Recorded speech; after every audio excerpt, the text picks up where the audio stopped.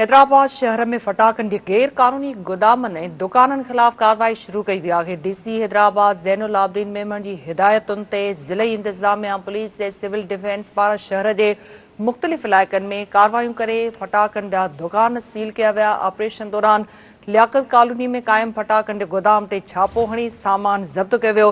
Deputy commissioner Hyderabad Zainul Abedin Memon जो चवणु आहे त गैर कानूनी कारोबार में मुलविस समूरा फरार थियल आहिनि। पुलिस टीम सभिनी ज़िम्मेवारनि खे गिरफ़्तार करण लाइ छापा हणी रही आहे।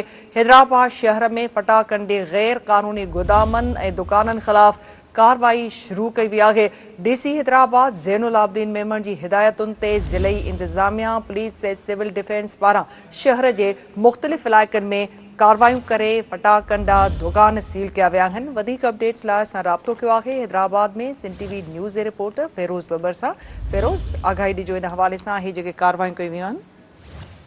जी बिल्कुल निदा, गुजल ॾींहुं हैदराबाद में लतीफ़ाबाद वारे इलाइक़े में पटाखनि जी फैक्ट्री में जेको ब्लास्ट थियो हो उन खां पोइ इंतज़ामिया तहरुक में अची वई आहे। डिप्टी कमिश्नर हैदराबाद जी हिदायतुनि खां पोइ शहर में गैर कानूनी आतिशबाज़ी जे गोदामनि दुकाननि ख़िलाफ़ ही कार्रवाई शुरू कई वई आहे। ज़िले इंतज़ामिया पुलिस ऐं सिविल डिफेंस शहर जे मुख़्तलिफ़ इलाइक़नि में कार्रवायूं कयूं आहिनि। डिप्टी कमिश्नर ज़ैनुल आबदीन जो चवणु आहे त ऑपरेशन दौरान गैर कानूनी आतिशबाज़ी दुकान खे सील किया वियो आहे, जॾहिं त लियाकत कॉलोनी में वाक़ई गोदाम ते छापे दौरान आतिशबाज़ी जो सामान पिणु ज़ब्त कयो वियो आहे। डिप्टी कमिश्नर जो वधीक चवणु आहे त हिन कारोबार में मुलविस सभिनी माण्हुनि जेके आहिनि उहे तक़रीबन जेके आहिनि उहे उन वक़्तु फरार थी चुका आहिनि, जिते पुलिस जी टीम उन्हनि माण्हुनि खे गिरफ़्तारी करण लाइ छापा हणी रही आहे। फेरोज़, अपडेट करण लाइ वरी महिरबानी।